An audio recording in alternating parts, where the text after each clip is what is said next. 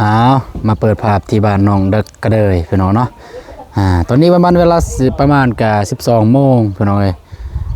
มาหาน้องกระเดยเพิ่นพี่น้องเนาะกะมาลมเรื่องที่เคยลมมื้อนั้นนั่นแหละพี่น้องเนาะคันบ่มาก็จะน้อยว่าปล่อยปละละเลยน้องเพิ่นพี่น้องเอ้ยเนาะกับทักทายสวัสดีแล้วก็สวัสดีพ่อแม่พี่น้องหมดสุขยินดีต้อนรับ2อาตูนแนลเส้นเก่าเส้นเคยพี่น้องเนาะกะ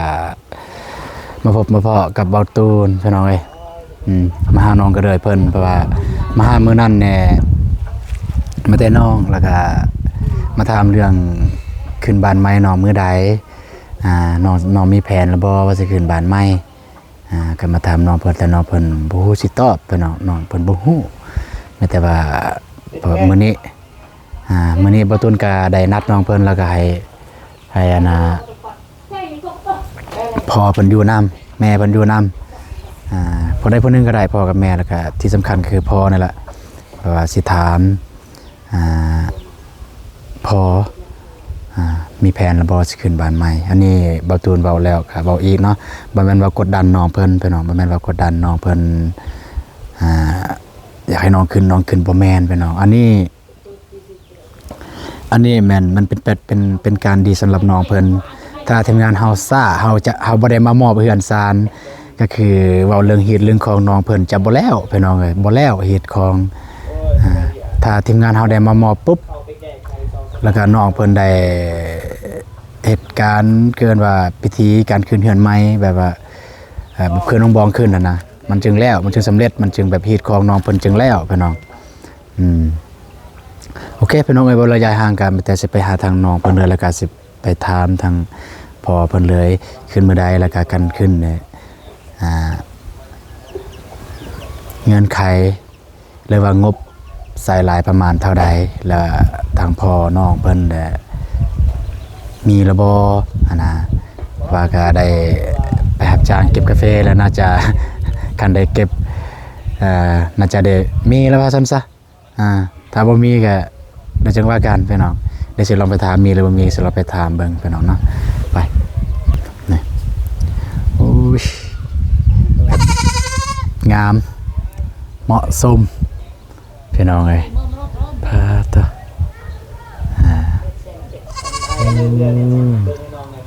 อันนี้กาแฟพี่น้องกาแฟบ่ฮู้ว่าของน้องเพิ่นเองหรือบ่หรือเป็นของผู้ใด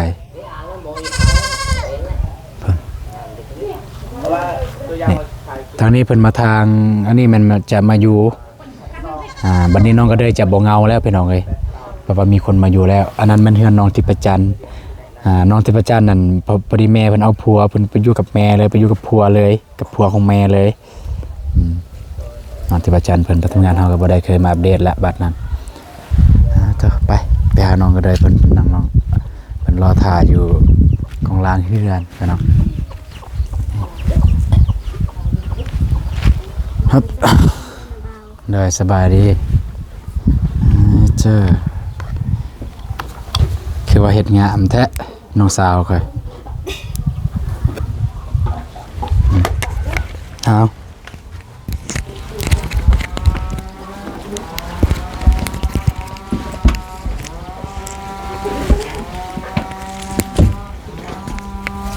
โดยสบายดีเด้อนะบ่าวตุ้นก็สบายดีพ่อแม่ผู้ใหญ่ใจบุญทุกท่าน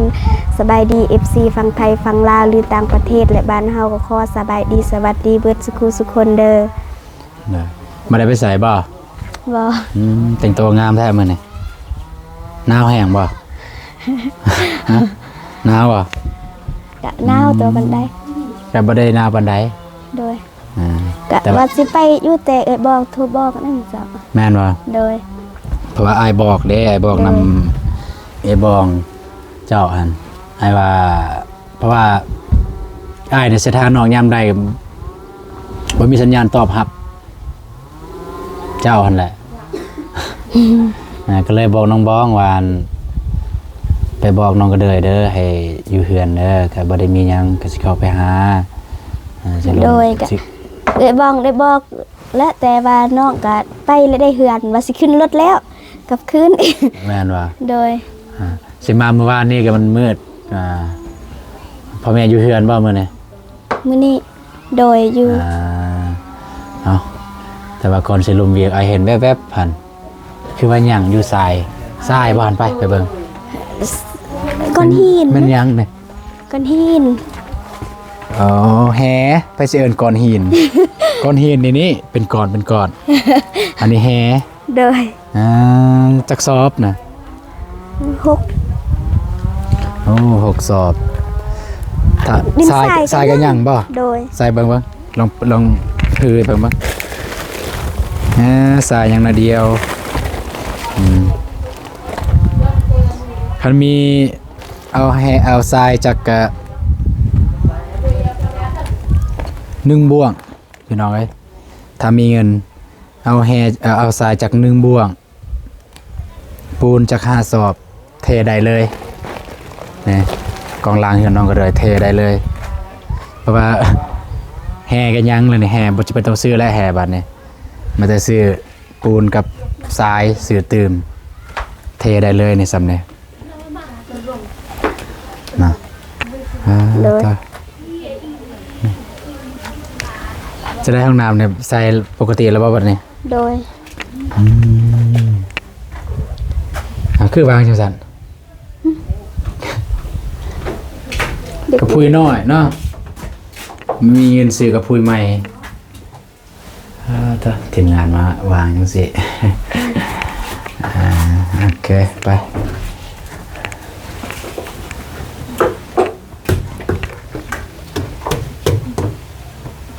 มันก็ดีกว่าตัวเก่าเพื่อนว่าจะบ่ได้งามแห้งดอกมันก็ดีกว่าตัวเก่าตอนนั้นนั่นแหละตอนน้องเพิ่นใส่อันนี้มาเอาผ้าบัดมาแอม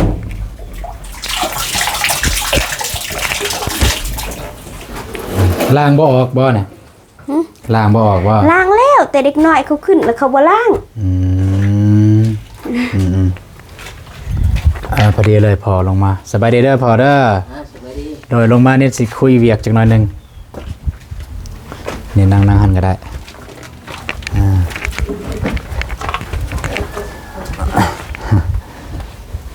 หยับเข้าไกลก็ได้ให้ได้ยินเสียงได้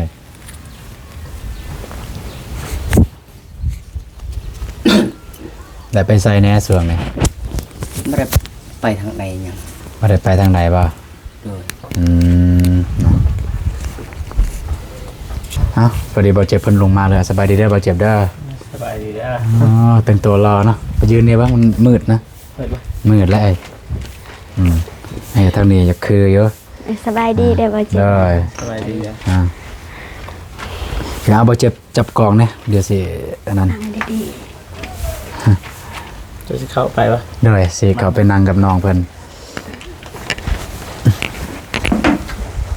สบายดีเด้อผมพี่น้องเลยแม่ไปใช่แม่ เลยนั่น อีหยังเด้อเดี๋ยวจะน้อยไป โอเคพี่น้องเนาะกะมันสิยืดสิยาวพี่น้องเลยกะจุดประสงค์ที่บอตูนมามื้อนี้กับบอเจ็บมามื้อนี้กะหลักๆเนี่ยมันก็จะมาถามทางครอบครัวของน้องกระเดยเพราะว่ามามื้อนั้นเนี่ยกะพ่อแม่บ่อยู่แม่นบ่ ๆโดย มีแต่น้องกระเดยเพิ่นอยู่พ่อแม่บ่ได้อยู่เฮือนแต่ว่ามื้อนี้กะพอดีบอตูนให้น้องบองเพิ่นโทรนัดน้องกระเดยให้อยู่เฮือนแหน่สิมาถามเพราะว่าบอตูนกับพอได้ฮู้เรื่องฮีตของประเพณีของบ้านเฮานี่นะบ้านอาหังนะหรือว่าบ้านเฮามันบ่แตกต่างกันอย่างไรก็จังซี่สมมุติว่าทีมงานเฮาบ่ได้มามอบเพื่อนมอบสารทางน้องกระเดยหรือว่าครอบครัวก็บ่สามารถขึ้นได้เป็นของตัวเองได้อันนั้นว่าซั่นซะแม่นบ่ โดย ประมาณนั้นนะกันถามว่ามันคล้ายๆคือกดดันน้องแต่บ่แม่นกดดันบ่แม่นเฮากดดันเด้แม่นบ่เจ็บ โดยนะ บ่ได้กดดันได้แบบบ่แม่นว่าเฮาหมดกดดันนะให้ขึ้นบ่แม่นอันนี้บ่แม่นก็คืออย่างที่ตูนบอกเมื่อกี้นี้ถ้าเฮาบ่ได้มามอบน้องเพิ่นก็บ่ได้ขึ้นเฮือนและบ่ได้แบบว่าบ่ได้เฮ็ดฮีเฮ็ดของไปเป็นแล้วเลยนะถ้าเฮาได้มามอบปุ๊บในพิธีการมอบนี่ตูนก็บ่ชื่อว่าเฮามอบแล้วเอาหยังให้เพิ่นอันนั้นหรือมอบด้วยคำเว้าบ่เลยว่าเอาหยังให้เพิ่นแต่ก็น่าจะได้มือมอบน่าจะมือที่พุ่นแหละมือขึ้นบ่ แต่ถ้าที่ชื่อได้คือเฮือนน้องบองอะนะมือ โดย อันน่ะก็ควรน้องก็เลยสิขึ้นเอาไปมอบมื้อนั้นเลยถ้าผู้ใดได้เบิ่งคลิปตอนนั้นไปมอบให้น้องบองไอ้วงแล้วเป็นคนมอบ คืออันนี้คือกันก็ต้องผู้มีลูกมีเมียมามอบเท่านั้นบ่ โดย หรือว่าผู้ใดก็ได้ ได้พอได้ก็ได้ ผู้ใดก็ได้เนาะทางพ่อน้องก็ได้ผู้ใดก็ได้ แต่ว่าน้องบองเนี่ยคนมีลูกมีเมียมามอบคือเอาคูณเอาคำมานะมอบคูณมอบคำบ่ได้มอบเป็นหยังลงลายหรอกมอบคูณมอบคำให้เฮือนนี่อยู่เย็นเป็นสุขมีแต่สิ่งดีๆเข้ามาในชีวิตเป็นสิริมงคลประมาณนั้น โอเคก็มีแต่ทั้งนี้ที่เข้าประเด็นเลยกะว่ามีแผนแล้วบ่สิขึ้นเฮือนใหม่ ก็มีอะไร น้ำนองก็ได้ได้ยินอยู่ ทื่อๆก็ได้เอ้าน้ำพ่อก็ได้ให้ทางนี้ก็ได้ยินทางนั้นก็ได้ยิน เสียบใส่นี่ก็ได้ก็เลยปักให้พอ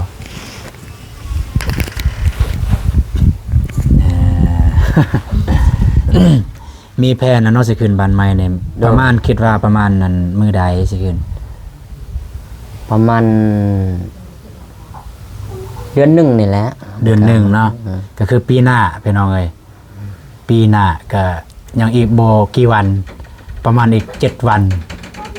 6วันนั่นแหละ7วันก็ฮอดปีใหม่แล้วพี่น้องเอ้ยวันฮอดแล้ว ฮะ6วันเนาะ6วันที่25 31 7วัน 7วันเพิ่น ก็บ่ฮู้ว่าวันที่ใดบัด วันที่เนี่ยประมาณใดอย่าว่าวันที่ประมาณวันที่ใดประมาณกันสิขึ้นสมมุติว่าโอ้แล้วเดือนนึงจังซี่ โดย ประมาณวันที่ใด มันที่นี่มันที่1ที่2นี่แหละ โอ้ประมาณวันที่1ที่2 ใหม่เลย ที่1ที่2บ่เตียงลงมาวันที่3กันสั่นก็อยากให้ยืดไปอีกได้บ่อยากให้ยืดประมาณที่5ที่6 วันที่5 ที่5หรือที่6นั่นแหละเพราะว่าบ่เตียงเพิ่นลงมาวันที่3วันที่4เด้ โดย ก็จะลงมานี่บางทีทีมงานพวกอายก็จะได้ขึ้นสวรรค์วันที่3แม่นบ่ ไม่ วันที่2 วันที่2 เอาขึ้นสวรรค์วันที่2มาแต่สวรรค์กับวันที่3หรือวันที่4นั่นแหละมาแต่สวรรค์มาพี่กลับมาบ้านเพราะว่าขึ้นไปรับเครื่องเบาเตียงเพิ่นว่าบางเทื่อว่าเครื่องมีหลายนะกันใส่แต่คันเดียวของเบาเตียงเพิ่นก็มันเต็มก็จะได้ขึ้นไปก็บ่ฮู้ว่ามีไผแน่สิขึ้นเบาเจ็บเบาโกบ่เบาฝนเบาตูนกันสิขึ้นประมาณนั้นเนาะมากลับมาที่เวียกเขาคือเก่าแล้วนับแต่แล้วเฮือนแล้วก็ได้ไปรับจอรับจ้างเก็บกาแฟก็นับแต่ไปได้ไปรับจอรับจ้างครับก็พอได้อยู่บ่เงินคำกำแก้ว ก็พอได้อยู่ โดย ประมาณเท่าใดจักคน3คนบ่ที่รับจ้าง โดย สาม 3คน แต่ว่าส่วนหลายบ่เห็นได้ไปนํกัน ก็เลยจะไปอีกบ่อนหนึงพ่อแม่ไปบ่อนหนึง โดยไป ส่วนหลา ตาย ไปกับทีมงาน ส่วนหลายก็ไปกับทีมงาน ส่วนห มา ลาย ได้ น้องเพิ่นบ่ได้เฮ็ดเวียกส่วนหลายแบบเฮาไปตลอดไปหาน้องเพิ่นก็เลยอยู่เนาะ คาดว่าในรายได้เดือนนี้เนี่ยน้องเพิ่นน่าจะลดลง ลง รายได้ที่น้องเคยได้อะนะที่น้องเคยได้ปกติเพราะว่าทีมงานเฮานับตลอดประชาไปหาเด้อบอกได้บ่ประมาณก็เลยบอกได้บ่ประมาณพวกน้องรับจ้างตั้งแต่เฉพาะปีนี้เด้อ โดย ตั้งแต่เก็บกาแฟนะ3คนเนาะ ปีนี้ ประมาณเท่าใดเฉพาะรับจ้างเด้อ โดยก็ได้อยู่4-5ล้านบ่ประมาณแต่เฮาก็ซื้อข้าวอิหยังเสียค่าไฟค่าน้ำเสียกินนอกกินเมืองก็เบิด ได้อยู่ประมาณ 3-4 ล้าน แต่ก็ซื้อเกลือเป็นนัวซื้อข้าวซื้อน้ำ โดย ก็แม่นแล้วเนาะพี่น้องเอ้ยก็รับจ้างเพราะว่าอาศัยแต่นำรายได้รับจ้างนั่นแหละถ้าบ่มีคือคนอื่นอาจจะมีของตัวเองเนาะแบบกาแฟหยังนะได้ขายกาแฟได้อันนี้แต่ว่านี่ก็รับจ้างแล้วคิดว่าปัจจุบันนี้ตอนนี้เด้อมาตรงตัวกันเด้อ โดย ณปัจจุบันนี้ณตอนนี้เนี่ยมีเงินติดโตวแล้วว่ามีเงินอยู่เฮือนอยู่ซานมีเงินในครอบครัวประมาณเท่าใด 3มั้งโดย3แต่มีกับต้นนาบาวรวมกับต้นนาบาวใส่ฝนมาให้นะนาบาว รวมกับบาวฝนเอามาให้ โดย เมื่อเท่าไรบาวฝนมาให้ 3 2 ล้านก็ 2 ล้าน ของอีกแต่เป็นเราซื้อเข้าเลย3 ล้านเนี่ยง รวมกับของประฟนมาให้ยังเหลืออยู่3 ล้านในปัจจุบันนี้ โดย เนาะเป็นเอาเลยเฮ้ยจักเสียจังไหนผู้ใดเนี่ย อ้าย อ้ายบ่ โดย อันนี้บ่อ้าย โดย โอ้อ้าวสวัสดีเด้อ เอาเมียอยู่ใส่ บ้านตะขยอ เราไปเอาเมียอยู่พุ่นบ่ โดย โดย เจ็บไปอยู่พุ่นจากปีอะไร ฮอดปี ได้ลูกแล้วบ่ เดี๋ยวแล้ว อันนี้เนาะอ้ายของน้องเนาะ โดย ปล่อยกระหน่ำสาว เป็นลูกกก โดย เพิ่นมายังไง กะมา เพิ่นมายาม มายามบ่เบิ่งอยู่บ่ทีมงานพวกอ้ายมาซอยเนี่ย บ่มีโทรศัพท์ ภาษาบูมีว่าจักสิเบิ่ง อยู่หันก็ฮู้อยู่บ่ว่าน้องได้เฮือนใหม่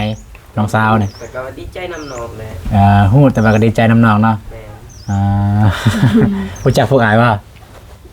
บ่เคยเห็นเลย บูมีโทรศัพท์ที่อ่าน บ่ตอนน้องยังอยู่บ้านนี่นะบ่เคยเห็นว่าพวกอ้ายยังบ่ได้ไกลในบ้านห้วยดำใหม่เอาสิได้ก็ตามแต่ก็อ้ายมายามก็ดีใจนำเด้ออ้ายได้มายาม อ้ายมาปุ๊บบ่ได้ตื่นบ่เอ้าได้เงินใหม่แล้ว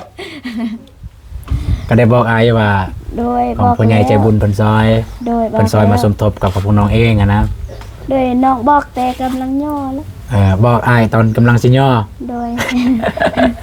เอาวันนี้มาต่อเวียกเพิ่นน้องเอ้ยทางน้องเพิ่นว่าไปรับจ้างก็ได้บ่ได้ประมาทก็ได้อยู่ก็3-4 ล้าน แต่ว่าด้วยว่าเงินในปัจจุบันนี้ของค่าสิบมันแพงแน่ซื้อข้าวซอบหนึงหรือว่า2 ซอบนี่เข้าเกือบ2 ล้านแล้วเด้2 ซอบนี่เกือบ2 ล้านแหละซื้อเกือบเป็นนัวอันอื่นอีกซื้อเสียค่าน้ำค่าไฟโอ้บ่ติดดอกเพิ่นเอาเลยแล้วก็ดีแต่มีเงินของผู้ใหญ่ใจบุญเพิ่นฝากมาทางบ่าวฝนให้มามอบให้น้องก็เลยให้น้องก็เลยใช้ตามที่อ้ายคิดเนี่ยมันว่าตามเบิ่งในคลิปเด้อให้น้องใช้ให้น้องก็เลยเนี่ยใช้เงินเท่านั้นแบบใช้ได้ก็ได้แบบซื้อหยังก็ได้แต่ว่าน้องเอาไปให้แม่ โดย แม่นบ่ โดย เอาไปให้แม่อยากฮู้เป็นหยังจึงให้แม่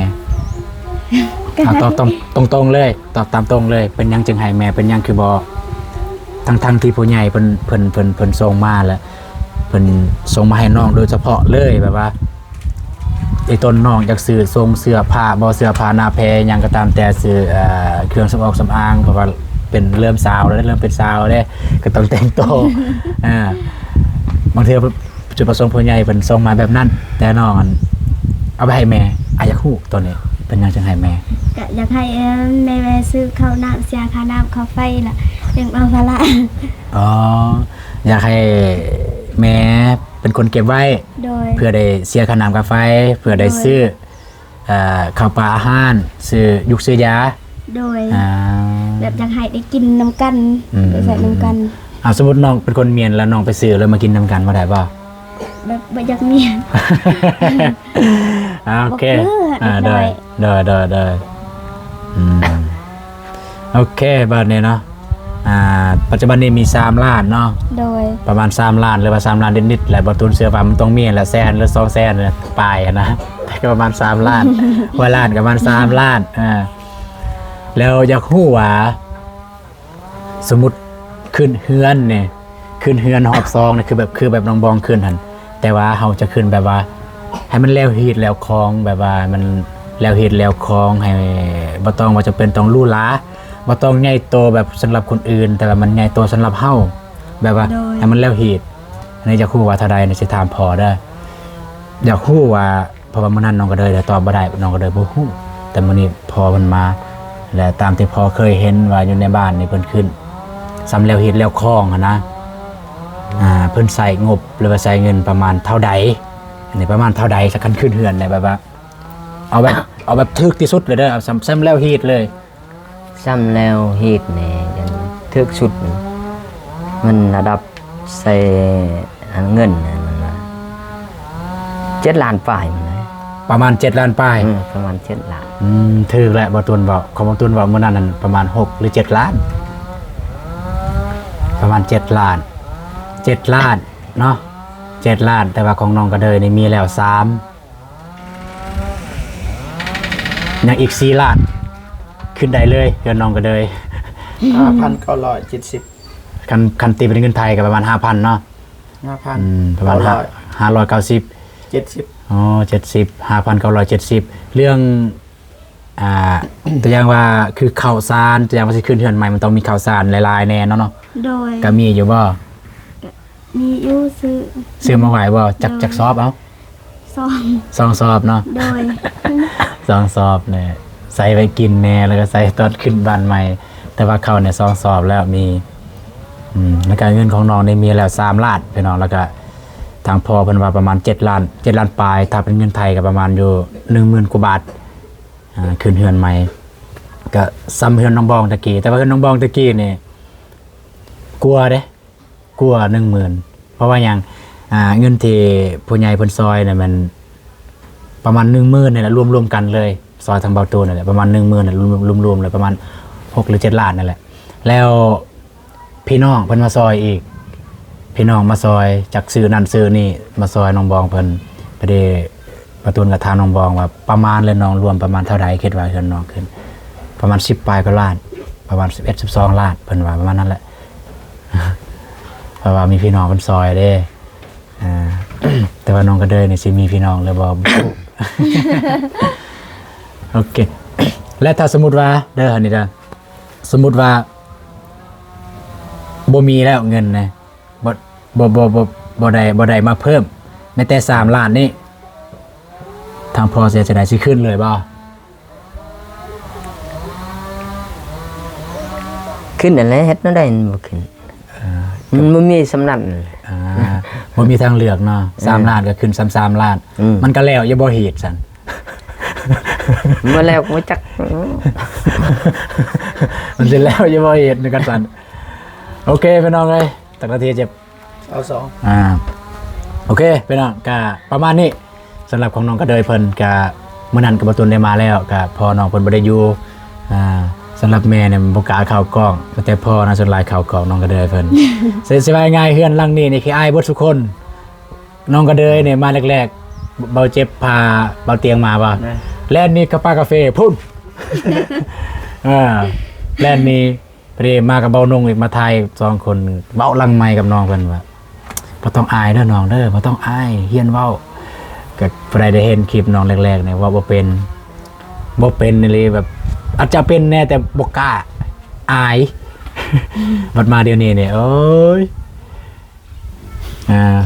จนได้สอนน้องทิพจันทร์นะเป็นอาจารย์สอนน้องทิพจันทร์ เอาแต่ว่าเป็นการดีพี่น้องคือพวกอ้ายนะเห็นน้องไปในทิศทางที่ดีมีการพัฒนาพวกอ้ายกันดีใจนำ โดย ดีใจนำคือว่าแต่จังซี่แหละแต่อย่างคือเฮือนคือซ่านเนี่ยก็นับแต่มาอยู่เฮือนเนี่ยก็เป็นจังไดแน่ความรู้สึกทางพ่อเนี่ยจังไดนับแต่ขึ้นเฮือนมาอยู่เฮือนเนี่ย ก็รู้สึกหลายหั่นแหละ รู้สึกหลาย บ่ได้รู้สึกดีใจบ่ หั่นแล้วรู้สึกดีใจนำมันแหละรู้สึกดีใจนำบ่ได้รู้สึกตัวเองบ่ได้รู้สึกแบบดีใจตัวเองดีใจแบบได้เฮือนมาบ่เอาที่จริงยอมมันฮู้แล้วแต่ว่าบ่จักสิเว้า แม่นหยอก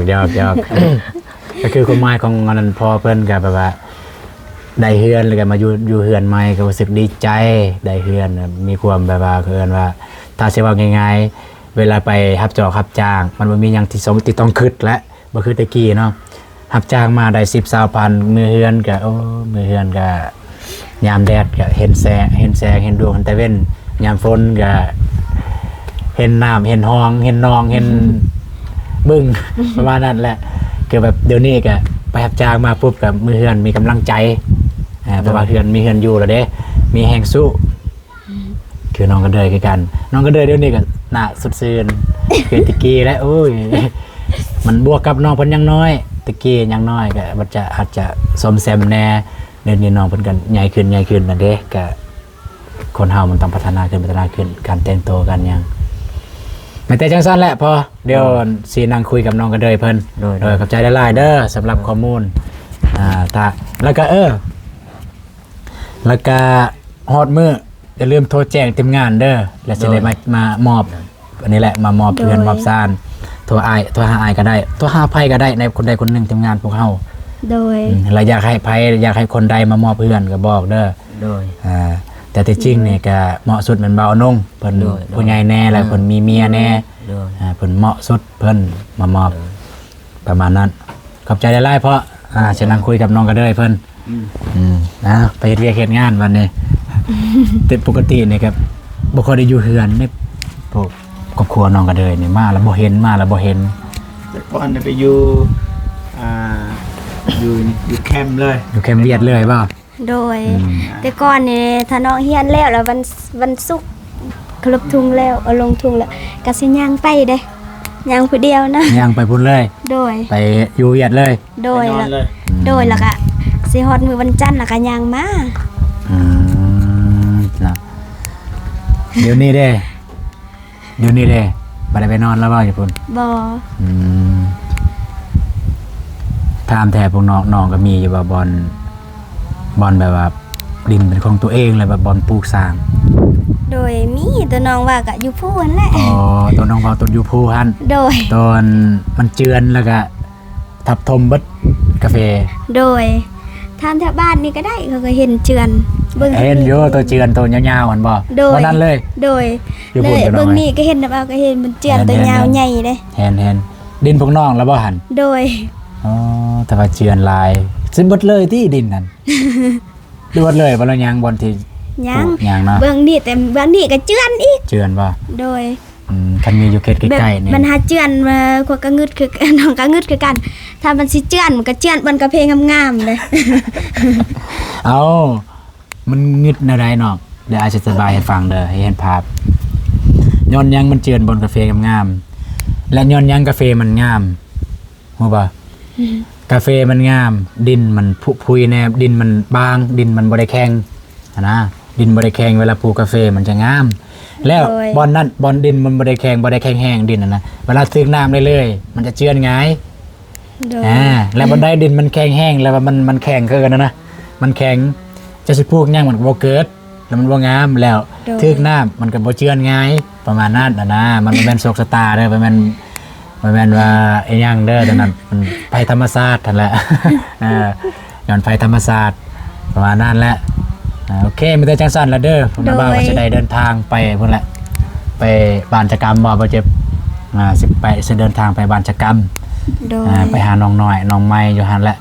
โดย เจ็บ เคย กัน เบิ่ ได้ ง นั้น อยู่ เบิ่งบ่ โดย ก็น้อยๆอยู่ยังซ้ำน้องนั่นแหละอายุ13 ปีมั้งเพิ่น 13 14 15นี่แหละ น้องไม้เห็นบ่น้องไม้ น้องไม้ซ้ำน้องนั่นแหละน้องไม้ น้องไม้เห็นบ่ น้อง สิตายได้เบิ่งอยู่บ่ เบิ่งคือน้องคือหน้าบ้าวก็น้อยได้เบิ่งอยู่เด้อน้อย นะน้องไม้ น้อง ของ ไม้ บ่เจ็บถ่ายน้องไม้ไม้ เห็นอยู่ อ่า แต่น้องสาวน้องน้อยบ่น้องเพิ่นบ่ เอื้อย เอ้ยเห็นอยู่ น้องน้อยเนี่ยน้องผู้น้องเนี่ยโอเคมันจะจังซั่นนะเด้อน้องเด้อพวกอ้ายก็สิได้เดินทางเด้อ โดย แต่ว่าก็ถ้ามีหยังอายก็จะได้มาแจ้งเติม โด เห็น ย บ่ โดย ถ้ามีหยังอายก็จะได้มาแจ้งเติมจะได้มาหาอีกครั้งถ้าบ่มีก็รอท่าทางพวกน้องติดต่อหาให้มามอบเพื่อนมอบซ่านนั่นล่ะแต่ประมาณปีหน้าพี่น้องเอ้ยปีหน้าปี2026น้องก็ได้ขึ้นบ้านใหม่ บ่ดน อีกบ่ดนประมาณอีก ปลายวัน อีก10ปลายวันพอดีก็อยากให้ถ้าบ่มีหยังจำเป็นเด้อนี่เด้ออันนี้บ่แม่นว่านั่นอันนี้ถ้าบ่มีหยังจำเป็นเด้อก็ถ้าเป็นไปได้ก็อยากให้รอท่าทางบ่เตียงเพิ่นลงมาจึงขึ้น โดย ถ้าจำเป็นบ่ท่าก็ได้คือขึ้นก่อนเลยก็ได้ โดย โทรบอกผู้อ้ายเด้อ โดย โอเคเอาบัดนี้ก็อยากให้น้องขอบอกขอบใจที่ยังว่าไปยืนไกล ได้มันงาม มันแต่ให้น้องขอบอกขอบใจผู้ใหญ่ใจบุญ FC ทุกท่านเด้อที่สนับสนุนซัพพอร์ตน้องมาตลอดตั้งแต่นั้นมาจนถึงปัจจุบันนี้ โดย ตามที่เคยน้องขอบอกขอบใจหั่นล่ะเอา โดยก่อนอื่นหมดนังขอขอบคุณทางผู้ใหญ่ใจบุญแล้วก็ FC ทุกท่านหลายๆเด้อที่เอ็นดูและซัพพอร์ตน้องมาตั้งแต่ตอนนั้นจนฮอดปัจจุบันนี้จังใดก็ขอให้ FC ทุกท่านและผู้ใหญ่ใจบุญทุกท่านจงมีสุขภาพร่างกายแข็งแรงเด้อความเจ็บบ่ให้ได้ความไข้บ่ให้มีขอให้ห่างให้มีขอให้ร่ำให้รวยเด้อปรารถนาสิ่งใดก็ขอให้ได้สิ่งนั้นนอนหลับก็ขอให้ได้เงินหมื่นนอนตื่นก็ขอให้ได้เงินแสนสาธุ สาธุเก่งบ้านเนี่ยโอเคพี่น้องเนาะกายก็บางตัวเองได้รู้สึกดีแบบภาคภูมิใจแล้วก็ดีใจที่ได้มาซอยน้องเพิ่นตะกี้เนี่ยเพราะว่าน้องเพิ่นอายแล้วแต่ด้วยความตั้งใจของเขาคืออยากซอยเนาะเห็นครอบครัวนะเห็นเขาเห็นนะกับเบาหนุ่งเห็นนะบอกกันว่าไปอัปเดตเบาเรื่องวิวเนี่ยเบาเลยพอต่างยังกับตอนเบาเจ็บกับเบาฝนเฮ็ดเฮือนน้องหานวิวหลักพันแต่ว่าด้วยความใจตอนนั้นเขาคือแบบบ่ได้เฮ็ดเพื่อวิวเฮ็ดเพื่ออยากซอยอีหลีประมาณนั้นไปเนาะโอเคพี่น้องเอ้ยก็สำหรับคลิปนี้เบาตูนก็สิขอจบคลิปไปตัวนี้ก่อนไม่แต่ว่าคนอื่นหมดต้องขอบอกความใจผู้ใหญ่ใจบุญและทุกท่านที่ติดตามรับชมคลิปของเบาตูนตั้งแต่ต้นคลิปจนจบคลิปจะได้ก็ขอให้ทุกท่านจงอยู่เย็นเป็นสุขสุขกายสุขใจสุขภาพแข็งแรงอายุมันคนยืนพัฒนาสิ่งใดก็ได้สิ่งนั้นรับชมการพัฒนาเด้อสาธุไม่แต่ว่าผิดพลาดประการใดก็ต้องขอโทษขออภัยนำในไลน์กับFC หรือว่าไปกันแล้วแต่ที่ก็สามารถตำหนิติชมเบาตูนได้เนาะโอเคพอๆกันไหมมื้ออื่นมื้อแรง จะได้เดินทางไปพุ่นแหละทีมงานเราจะได้อัปเดตงานบางทีไปสมทบกับทีมงานอยู่พุ่นละเบาตูนได้ติดต่อหาทางเบาอนงเพิ่นไปก่อนแล้วก็คืออยู่บ้านน้องไม้หรือว่าน้องน้อย ไปหรือเปล่า แม่นเพิ่นว่าเพิ่นไปแล้วก็แต่ว่าไปเจอกันอยู่หั่นเลยไปพี่น้องเอ้ยเจอกันใหม่สำหรับคลิปนี้ก็กล่าวคำว่าสบายดีเด้อไปแล้ว ไปเนาะบ๊ายบายเด้อ ไป